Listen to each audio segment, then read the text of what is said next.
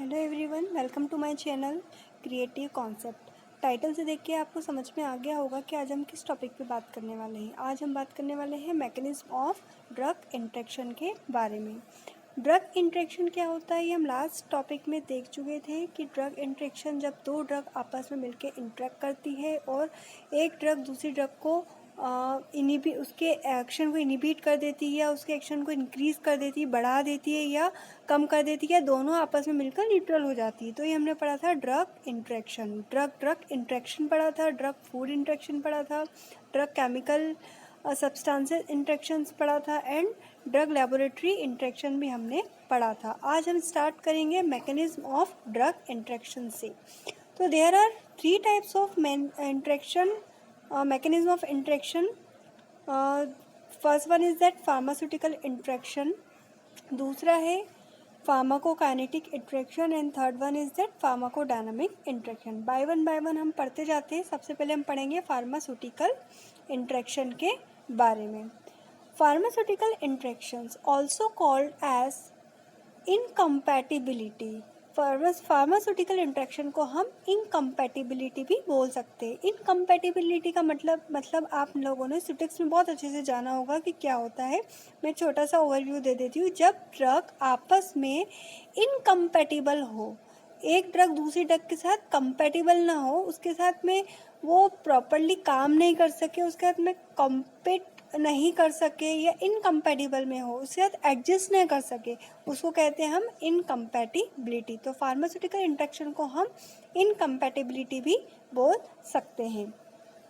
It is a physicochemical interaction that occurs when drugs are mixed in IV infusion, causing precipitation or inactivation of active principle। ठीक है, ये एक प्रकार से फिजियोकोकेमिकल interaction भी होता है जो क्या करता है, अकर हो सकता है वैन जब ड्रग मिक्सड होती है आईवी इन्फ्यूज़न में और ड्रग मिक्सड होने के बाद उसमें कुछ प्रेसिपिटेट फॉर्म हो जाते हैं और जो एक्टिव प्रिंसिपल होते हैं वो इनएक्टिव हो जाते हैं। मतलब जो मेन एपीआई था ड्रग का वही इनएक्टिव हो जाता है और हमें किसी भी प्रकार का जो इफेक्ट मिलना था वो वहाँ नहीं मिल पाता। तो उसको कहते हैं हम pharmaceutical interaction. For example ampicillin, chlorpromazine, barbiturate interaction with dextran in solution and are broken down or from chemical compounds. So these all about your example of pharmaceutical interaction. अब हम बात करते हैं फार्माकोकाइनेटिक इंटरेक्शन के बारे में। These interactions are those in which ADME properties of the object drug is altered by the precipitant and hence such interactions are also called as ADME interaction। Pharmacokinetic interaction को पढ़ने के पहले हमें recall करना होगा कि फार्माकोकाइनेटिक्स क्या होती है। हमने पढ़ा था pharmacokinetics, what the body does to the drug, मतलब कि हमारी बॉडी हमारी ड्रग के लिए क्या क्या काम कर रही है, वो हमने किस में पढ़ा था, फार्माकोकाइनेटिक के अंदर। और फार्माकोकाइनेटिक में 4 पैरामीटर पढ़े थे, ADME, A for absorption, D for distribution, M for metabolism and E for excretion. तो जब भी फार्माकोकाइनेटिक इंटरेक्शन होता है तो जो एडीएमई प्रॉपर्टीज होती है वो अल्टर हो जाती है किसी भी रीजन से। तो क्या क्या रीजन्स हो सकते हैं वो हम देख सकते हैं। तो the resultant effect is Altered plasma concentration of the object drug. जो ऑब्जेक्ट ड्रग होगी, जो हमने पढ़ा था ऑब्जेक्ट ड्रग क्या होता है, ठीक है, प्रीवियस वीडियो में आप लोग देख लेना जिसको नहीं समझ में आता है उसको। तो रिजल्टेंट इफेक्ट जो भी आएगा वो प्लाज्मा कंसंट्रेशन का अल्टर्ड हो जाएगा, अल्टर्ड प्लाज्मा कंसंट्रेशन हो जाएगा, जिसकी वजह से जो रिजल्ट आने वाला था वो उसका इफेक्ट चेंज हो जाएगा ऑब्जेक्ट ड्रग का। और 4 टाइप से हम इंटरेक्शंस को देख सकते हैं फार्माकोकाइनेटिक इंटरेक्शन को। सबसे पहला था absorption interaction, distribution interaction, metabolism interaction and excretion interaction. हम बाय वन देखते हैं। सबसे पहले हम बात करते हैं एब्जॉर्प्शन इंटरेक्शन के बारे में। Are those where the absorption of the object drug is altered, the net effect of such an interaction is first one, faster or slower drug absorption, more or less complete drug absorption। ठीक है, जब भी interaction होगा, absorption interaction होगा, तो object drug का जो absorption था वो अल्टर हो जाएगा। उसके अल्टर होने की वजह से दो नेट इफेक्ट हमको देखने को मिलेंगे। पहला इफेक्ट देखने को मिलेगा कि या तो ड्रग का एब्जॉर्प्शन बहुत ज़्यादा फास्ट हो जाएगा या बहुत ज़्यादा स्लो हो जाएगा, या तो पूरी तरीके से कंप्लीट हो जाएगा ड्रग का एब्जॉर्प्शन, मतलब पूरी तरीके से, मतलब पूरे तरीके से, मतलब समझ पा रहे हैं, ड्रग एब्जॉर्प्शन बहुत ज़्यादा हो जाएगा, जितना ज़रूरत था उससे भी ज़्यादा हो जाएगा, या फिर जितना ज़रूरत था उससे भी कम एब्जॉर्प्शन होगा। तो ये जो अल्ट्रेशन आएंगे वो आएंगे एब्जॉर्प्शन इंट्रैक्शन के अंदर। ठीक है, अब बात करते हैं major mechanism of absorption interaction. Absorption interaction को करवाने के लिए कुछ मेजर मैकेनिज्म फॉलो होती है, वो है complexation and adsorption, alteration in GI-pH gastrointestinal, ठीक है, GI-pH, alteration in gut motility, inhibition of GI enzymes, alteration of GI microflora and malabsorption syndrome. तो ये 6 टाइप के major mechanism of absorption interactions हैं। ठीक है, इनकी वजह से ही एब्जॉर्प्शन इंट्रैक्शंस होता है। अब बात करते हैं हम डिस्ट्रीब्यूशन इंट्रैक्शन के बारे में। Are those where the distribution pattern of the object drug is altered, मतलब जो हमारा ऑब्जेक्ट ड्रग था उसका डिस्ट्रीब्यूशन पैटर्न जो था वो अल्टर हो जाता है, उसकी वजह से होता है distribution interaction.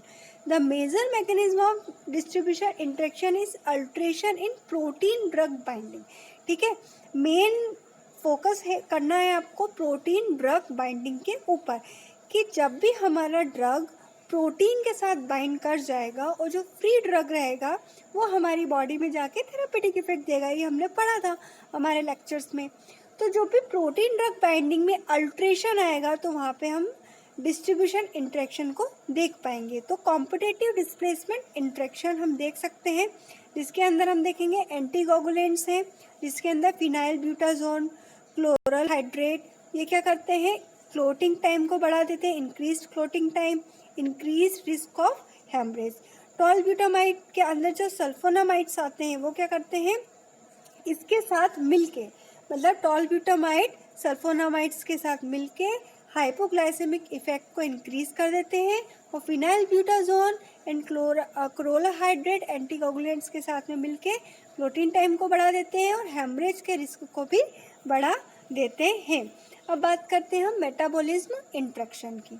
Are those where the metabolism of the object drug is altered, हमारे ऑब्जेक्ट ड्रग का मेटाबॉलिज्म जो हो रहा था वो यदि अल्टर हो जाएगा किसी भी पर्टिकुलर ड्रग की वजह से या किसी भी पर्टिकुलर सब्सटेंस की वजह से, तो वो होगा मेटाबॉलिज्म इंट्रैक्शन।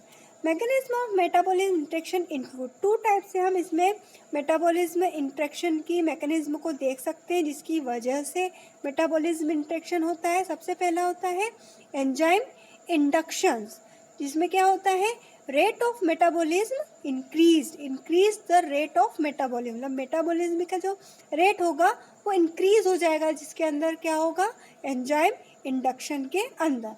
दूसरा होगा enzyme inhibition, decrease rate of metabolism, it is the most significant interaction in comparison to other interaction and can be fatal। Enzyme inhibition के अंदर जो मेटाबॉलिज्म था उसका रेट डिक्रीज हो जाएगा और जो भी सिग्निफिकेंट इंट्रैक्शन आने वाला था उसको हम कंपेयर कर सकते हैं अदर इंट्रैक्शंस के साथ में। तो 2 टाइप से मैकेनिज्म ऑफ एक्शन होती है मेटाबॉलिज्म इंट्रैक्शन के अंदर, पहला है एंजाइम इंडक्शन, दूसरा enzyme inhibition. Now metabolism interaction में हम सबसे पहले एग्जाम्पल की बात करते हैं एंजाइम इंडक्शन के अंदर।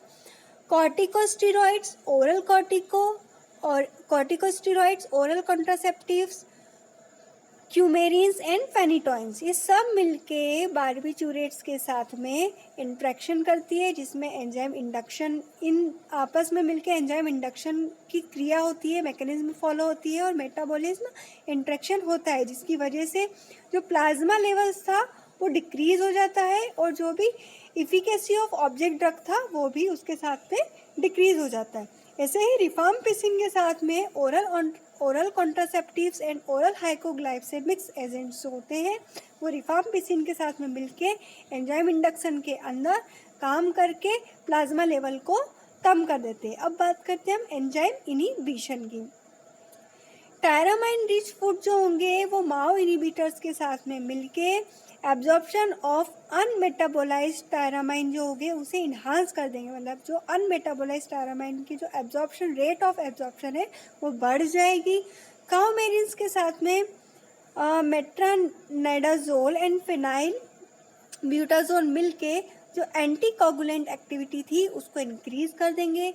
अल्कोहल के साथ में डिसल्फाम एंड मेट्रोनिडाजोल मिलके प्लाज्मा को बढ़ा देंगे और एसिटाइलडिहाइड के लेवल को भी ये बढ़ा देंगे। ये होगा हमारे एंजाइम इनिबिशन के अंदर। अब बात करते हैं हम एक्सक्रीशन इंट्रैक्शंस के बारे में।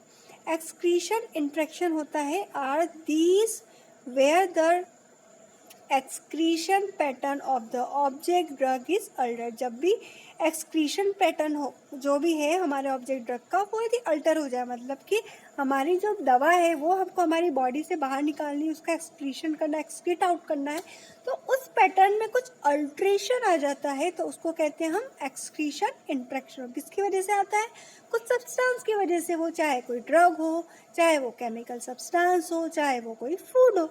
Major mechanism of excretion interactions are, कुछ 4 टाइप के मैकेनिज्म देख सकते हैं जिसकी वजह से एक्सक्रीशन इंट्रैक्शन होता है।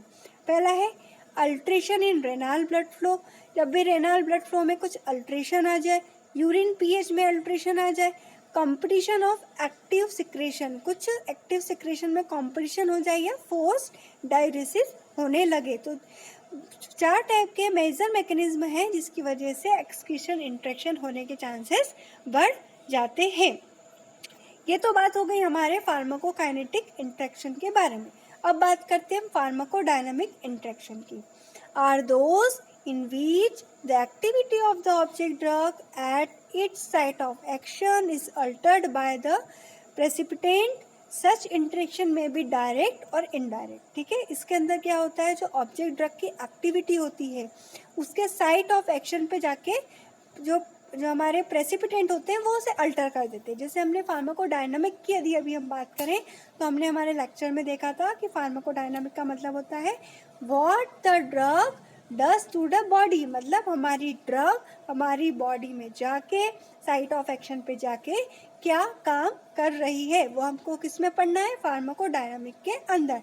तो फार्माकोडायनामिक इंट्रैक्शन में क्या होगा कि ऑब्जेक्ट ड्रग की जो एक्टिविटी है वो साइट ऑफ एक्शन पे जाके हमारे प्रेसिपिटेंट के साथ में किस तरीके से वो साइट ऑफ एक्शन पे जाके अल्टर्ड कर रही है, वो होगा फार्माकोडायनामिक इंट्रैक्शन। सच इंट्रैक्शन में बी डायरेक्ट और इनडायरेक्ट, 2 तरीके से होता है, डायरेक्ट होगा या इनडायरेक्ट होगा। These are 2 types. First one is direct pharmacodynamic interaction, दूसरा है इनडायरेक्ट फार्माकोडायनामिक इंट्रैक्शन। तो सबसे पहले हम बात कर लेते हैं डायरेक्ट फार्माकोडायनामिक इंट्रैक्शन के बारे में। In which drugs having similar और opposing pharmacological effect are used concurrently, मतलब कि उन ड्रग की मतलब कोई भी ड्रग है तो उसके पास या तो सिमिलर फार्माकोलॉजिकल इफेक्ट आएगा या एक जैसा जो 2 ड्रग है, ए ड्रग है बी ड्रग है, या तो वो एक जैसा ड्रग इफेक्ट देंगी, फार्माकोलॉजिकल इफेक्ट देगी, या तो फिर उसके जस्ट अपोज वो फार्माकोलॉजिकल इफेक्ट देगी, वो होगा डायरेक्ट फार्माकोडायनामिक इंट्रैक्शन के अंदर। तो the 3 consequences of direct interactions are, 3 consequences हम देख सकते हैं डायरेक्ट फार्माकोडायनामिक इंट्रैक्शन के अंदर। पहला हम देखेंगे एंटागोनिज्म, दूसरा एडिशन एंड समेशन, तीसरा सिनर्जिज्म एंड पोटेंशिएशंस। ठीक है, अब बात करते हैं हम एंटागोनिज्म के बारे में। The interaction drug have opposite action, जिसमें अपोजिट एक्शन आएगा ड्रग के अंदर उसको कहेंगे हम antagonism interaction. For example acetylcholine and noradrenaline have opposite effect on heart rate. जो एसिटाइलकोलिन होता है और नॉरएड्रेनालिन होता है ये आपस में एक दूसरे के अपोज काम करते हैं ऑन द हार्ट रेट, मतलब एक हार्ट रेट को बढ़ाता है तो एक हार्ट रेट को घटाता है। एडिशन और summation, the interaction The interacting drugs have similar action and the resultant effect in the sum of individual drug response. ठीक है, एडिशन के अंदर क्या होगा, जो इंट्रैक्शन होगा ड्रग का, या तो वो सिमिलर एक्शन देगा या तो फिर वो उसके इंडिविजुअली वो सिमिलर एक्शन देगा. जैसे फॉर एग्जांपल हम बात करें CNS depressants like sedatives and hypnotics. जो सीएनएस डिप्रेसेंट्स होते हैं वो सेडेटिव्स इफेक्ट भी देते हैं और हिप्नोटिक्स इफेक्ट भी देते हैं. Synergism, it is an enhancement of action of drugs by another. ठीक है, जो भी एक्शन होगा वो अदर ड्रग की वजह से बढ़ जाएगा, उसको कहेंगे हम synergism. For example alcohol enhance the analgesic activity of aspirin. यदि किसी पर्सन ने एस्प्रिन खाई है और उसने साथ में अल्कोहल भी ले लिया तो उसकी एनाल्जेसिक एक्टिविटी वहाँ पर बढ़ जाएगी, इसको कहेंगे हम सिनर्जिज्म और पोटेंशिएशन. अभी तो हमने बात कर ली डायरेक्ट फार्माकोडायनामिक इंट्रैक्शन की, अब हम बात करते हैं इनडायरेक्ट फार्माकोडायनामिक इंट्रैक्शन के बारे में. In which both the object and the precipitant drugs have unrelated effect, but the latter in some way alerts the effects, but later in some way alerts the effectors of the former. For example, salicylate decrease the ability of the platelets to aggregate, thus impairing the homeostasis if warfarin induced bleeding occurs. Consequence of drug interaction, 3 types के consequence हम देख सकते हैं. पहला होगा major जो life threatening होगा, दूसरा होगा मॉडरेट जो डिटोरिएशन ऑफ पेशेंट स्टेटस पे डिपेंड करेगा जिसको कहेंगे मॉडरेट. माइनर जिसको हम कहेंगे little effect. Reducing the risk of drug interaction, first one is that identify the patient risk factor, take through drug history, be knowledge about the action of the drugs behind use, consider therapeutic alternatives, avoid complex therapeutic regimen when possible, educate the patient, monitor the therapy. So these are reducing the risk factor of drug interaction. Influence of smoking on drug interaction. Smoking increases the activity of drugs metabolizing enzyme in the liver with the result that certain therapeutic agents, for example diazepam, proxifene, theophylline, olanzapine are metabolized more rapidly and their effect is decreased. Influence of alcohol on drug interaction. Chronic use of alcohol beverage may increase the rate of metabolism of drugs such as warfarin, phenytoin, probably by increasing the activity of hepatic enzymes. Acute use of alcohol by non-alcoholic individuals may cause an inhibition of hepatic enzymes. Use of alcoholic beverage with sedatives and other depressant drugs could result in the excessive depressant response. Influence of food on drug interaction. Food affect the rate and extent of absorption of drug from the GI tract. For example, many antibodies should be given at least 1 hour before or 2 hours after meals to achieve optimum absorption. The type of food may be important with regard to the absorption of